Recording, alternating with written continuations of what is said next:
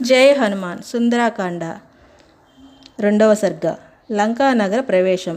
మహాబలిశాలి అయిన హనుమంతుడు ఆ విధంగా దాటశక్యంగాని సముద్రమును దాటి ఏమాత్రం శ్రమ చెందని వాడై త్రికూట పర్వతం శిఖరం మీద నెలకొన్న ఉన్న లంకానగరాన్ని తిలకించాడు. జై హనుమాన్. అప్పుడు ఆ పర్వతం మీద చెట్లు పువ్వుల వాన కురిపించాయి. ఆ పువ్వులచే కప్పబడిన ఆ హనుమంతుడు పువ్వులతో నిర్మితమైన విగ్రహంలాగా ప్రకాశించాడు. జై హనుమాన్. జై హనుమాన్. సుందరాకాండ 2వ సర్గ. లంకానగర ప్రవేశం. లోకోత్తర పరాక్రమశాలి శ్రీమంతుడు అయిన ఆ హనుమంతుడు 100 యోజనాల సముద్రాన్ని లగించిన ఏమాత్రం శ్రమ చెందలేదు. కనీసం నిట్టూర్పు కూడా విడవలేదు. అనేక వందల యోజనాల దూరాన్నైనా దాటగలపోగలను. ఇక 100 యోజనాలు పరిమితమైన సముద్రాన్ని దాటడం ఎంత అని హనుమంతుడు అనుకున్నాడు. జై హనుమాన్. జై హనుమాన్. సుందరాకాండ 2వ సర్గ.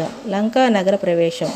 పరాక్రమవంతుల్లో శ్రేష్ఠుడు, ఎగరగలిగిన వారిలో ఉత్తముడు, వేగవంతుడు అయిన హనుమంతుడు సముద్రాన్ని దాటి లంకను చేరుకున్నాడు. తదనంతరం అతడు నల్లని పచ్చిక బీళ్లు, సువాసనలు గుబాళించే పువ్వులు, పెద్ద పెద్ద శిలలు, పర్వతాలు గల అరణ్యాల్లో సంచరించాడు. జై హనుమాన్. జై హనుమాన్. సుందరాకాండ 2వ సర్గ. లంకానగర ప్రవేశం.